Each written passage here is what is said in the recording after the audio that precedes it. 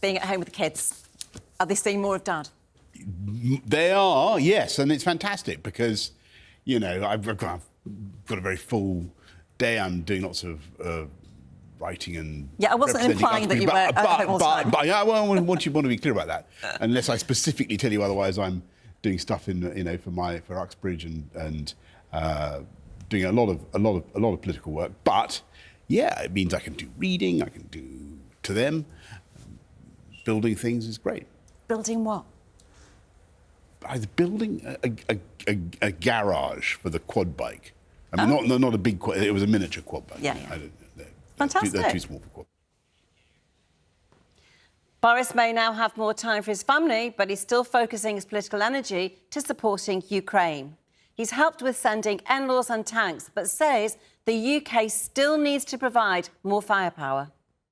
You're welcome. How are you? Very, very good. Let's talk about Ukraine, because I know that's really important to you. After 3 tumultuous years in power, you described yourself as a foot soldier and a spear carrier to Zelensky. Is that how you see yourself? Yeah, I think the job that I can most usefully do for the Ukrainians is to get over to people the kind of suffering that they're still experiencing and to emphasise how vital it is that we accelerate the military support that we are giving. I mean, I went to Ukraine a few days ago and I saw the continuing barbarism of what Putin is doing. I went out like so many others have done, but it was incredible to see it for myself. I saw blocks of flats that had been obliterated by 500-kilo bombs of no conceivable military value to Putin. He does it purely as an act of terrorism. This is still going on, you know, across the front line. He's continuing to wipe out towns. He's absolutely merciless. He has no respect for the laws of war, human life. So we have to give them the kit they need to fight them off and to send Putin back whence he came.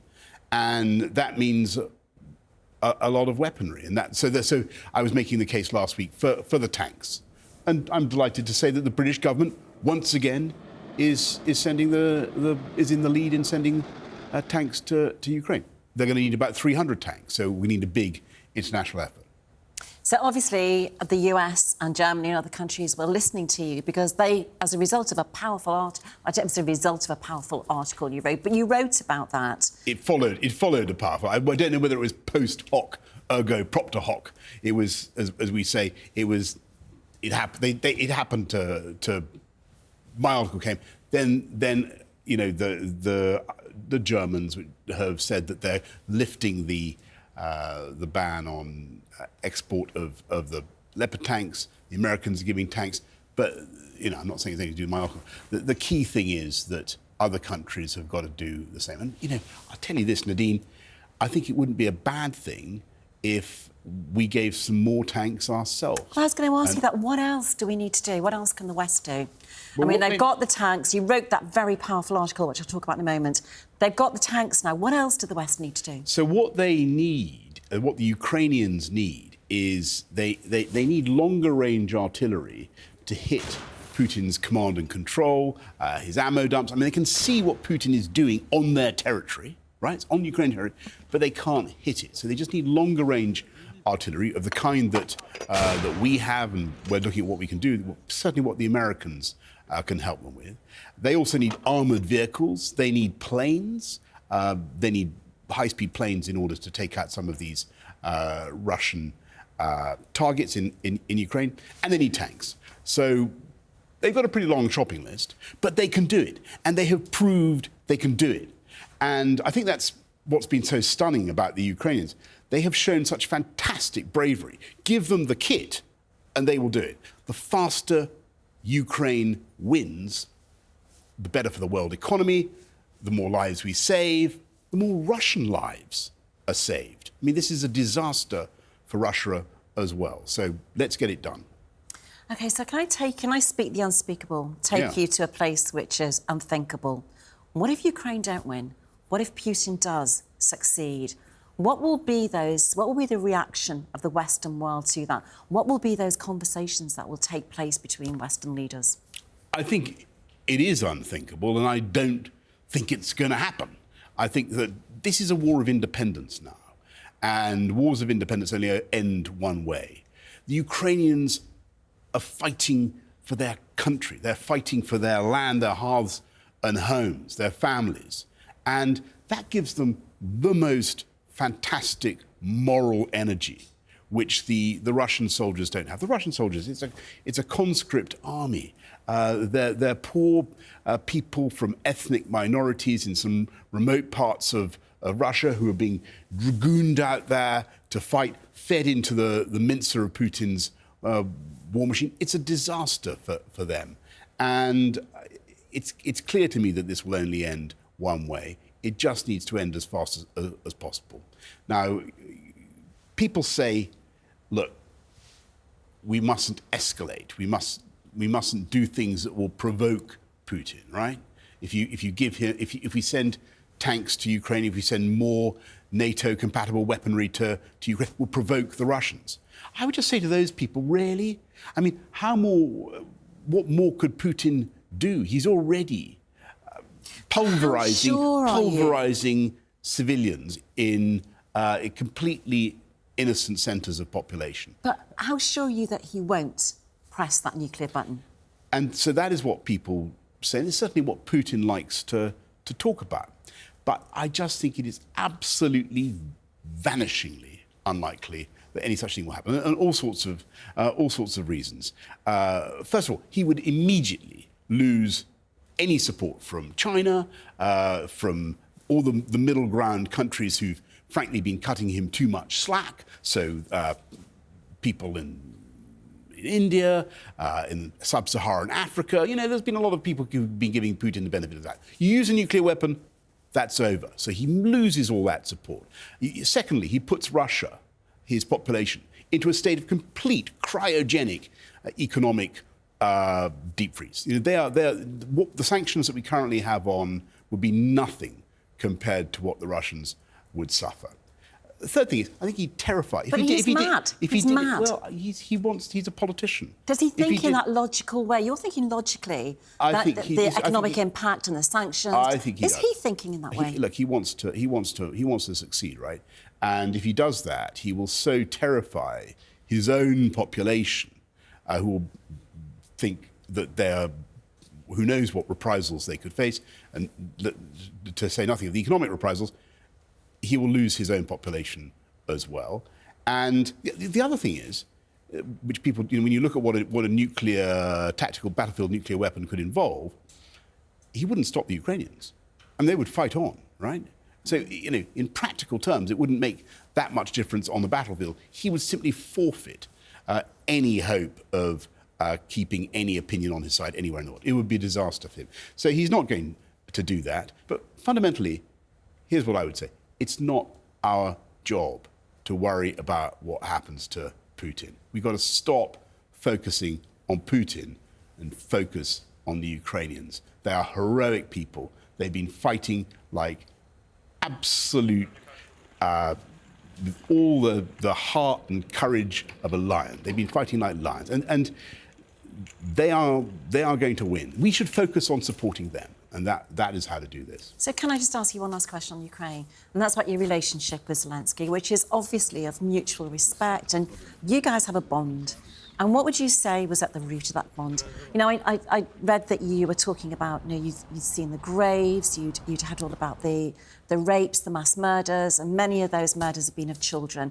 Is it being fathers? Is it your basic... I think it's very simple. I think it's... Look, I was lucky to meet Vladimir Zelensky very early on in his time. He came to London. We got on very well. But the fundamental thing is that the UK just saw it very clearly and very early, and we saw that it was absolutely black and white. It was good. Well, you saw. I know people are advising you against getting involved so early. So you saw that you needed to get involved quite early on. I think, yeah. Look, there was a discussion about whether or not to give the in-laws the shoulder-launched And you were missiles. absolutely determined. Yeah, that and we so would. was Ben Wallace. Yeah, Ben was too. Ben was and you were in the discussions in cabinet. You will remember them, Nads. You will remember. But not everybody was, and the No, advice wasn't necessarily cabinet was that way. solid. I think, yeah, look, there are always going to be cautious voices, and there were a lot of people who were worried about this escalation point. This, if you send so before we did it in 2021, when we were discussing it, people were saying, well, if you do this, it will provoke Putin. He was going to do it anyway. Yeah. It was totally right. When those N-laws... And they're saying the same thing now. That was the advice then. If you provide the N-laws, you're going to provoke Putin. The advice is the same now. And that's why it's so important to get over that if you want peace, which I do, then you've got to help the Ukrainians win as fast as possible. Welcome back to Friday Night with Nadine. You're watching my first ever show and exclusive interview with Boris Johnson. He opened up about Partygate, Rishi Sunak and opposition leader Sir Keir Starmer, or as Boris calls him, Crasheroony Snoozefest. I know you, and I know you are the very last person ever who would willingly, without being dragged there, go to a party. Boris, I know you're not going to like me saying this, but you're not actually big on the small talk and parties. And you're the last person who would be at one. Do you think it was wrong? Sorry, but you're not. You're just not a party animal. Right. Do you... I'll take it from you, Nadine. OK, all right. So, do you think it was wrong of you to focus all your attention on making sure we made the vaccine, we delivered the vaccine, we were one of the first countries to lift restrictions? Or do you think you should have been prowling the corridors of 10 Downing Street in that warren of officers, checking up on 250 employees and asking them what they were doing on the Friday nights when you were in Chequers? Look, as you know, there's a parliamentary committee looking into some aspects of this, and I better be, of course, respectful of them. But I just repeat what I've said before, and I hope is obvious to everybody that anybody who thinks I was knowingly going to parties that were breaking lockdown rules in Number 10, and then knowingly covering up parties that were illicit, that were other people going to... That's all strictly for the birds. If anybody thinks that they're out of their mind, I've got to wait for this thing to conclude. And what I would say is that we all thought what we were doing, or certainly I thought what we were doing, was within the rules. And what we certainly thought was we were working blindingly hard on some massive priorities for the country. So what we were doing was getting that vaccine rollout organised. We were thinking desperately about how to, went through lots of phases, how to ramp up testing and all the rest of it. I mean, it seems, thank goodness, that era is behind us. But one thing one thing people forget, well, let's pray it's behind us, but one thing people forget when I'm thinking about the vaccine rollout is, we've got I think the third anniversary of BREXIT coming up, or the third anniversary of the day when we actually came out of the EU. And you don't hear it much these days, but it is absolutely the case that had it not been for our ability to do our own regulation, had it not been for the fact that we come out of the European Medicines Agency and the MHRA, the Medical Health Regulation Agency, was now totally free to decide how fast to approve a vaccine, we wouldn't have been able to do that vaccine rollout so fast. And, it is literally true that Brexit helped save lives. And, people's eyes, bulge a bit when you say that. But it happens to be true. And it's something we didn't hear a lot at the time. I'm proud of that. I'm proud of all the work that those people did. So, you and Rishi were both fined. He lived in a flat above number 10. You lived above number 11. And he's been fined again now. Is Rishi some kind of out-of-control maverick, do you think? Look, let me be very clear. As politicians say, the fact is that the Conservative Party can certainly win the next election. And can we? Yes, Labour absolutely. at 29 points ahead in the polls. Can we win the next election? We've got about, let me get this right, we've got Well, we're in a worse we've got almost 2 years than 97 today. We've got almost 2 years to go before there has to be an election. I mean, I think you don't have to have an election until January 25. So that's almost 2 years. But we're not going to. We're not going to go to January 25, are we? You talk about 97. I remember 97. I fought that. Did you fight the 97? You didn't. You're far too young to have I was fought. running a campaign. I wasn't. Yeah, but okay, you're far too young to have fought. I'm older than you. I fought the 97 election. I was there, and I remember what it was like. And it was really, really tough. And you had, I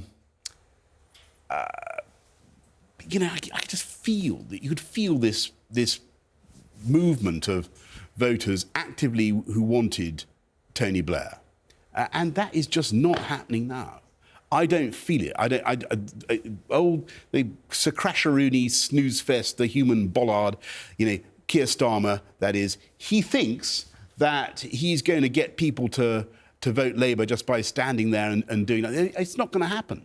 The economy will start to improve, inflation will come down, people will reward the Conservative Party, they'll reward the government for being sensible, for cutting their taxes, and for getting things done that they need done, fixing the things that Rishi has said that he's going to fix. And never forget, when it comes to it, it's going to be a very clear choice. Do you want the Conservatives, who are going to manage the economy sensibly, not put taxes up any further, in fact, cut taxes? I mean, of course, the taxation situation has been very, very difficult because of COVID. The huge expense that we had to go to, 480 billion we had to spend on looking after people during COVID. It was massively expensive. It had a big fiscal impact. But Labour, everything they say makes it perfectly obvious that the taxes would be even higher. They're not in a position to control the unions because they're actually funded by the unions. I think that you'd have a very interesting situation. They would be gravitationally sucked back into the orbit of the EU. I think that would be very wrong for the country. It would lose us a lot of opportunities that we currently have. The final point: this is a very tense time internationally, and people want the UK to be strong. And we've talked a bit about what the UK has done on Ukraine. And I do think that the UK has been absolutely indispensable in helping to fortify the West and to give the Ukrainians the support they need.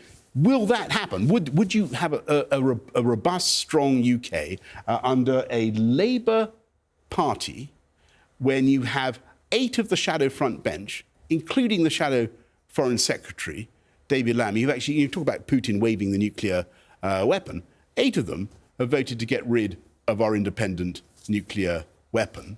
And would you have a government that really stood up for our armed forces, Nadine, when Lisa Nandy, who I'm sure has some role on the Labour front bench, I can't remember exactly what it is now, but she has said she wants to get rid of our armed services in favour of a gender-neutral security agency or something. So, look, all I'm saying... Shadow levelling up secretary. Thank you, sorry. How do you know that?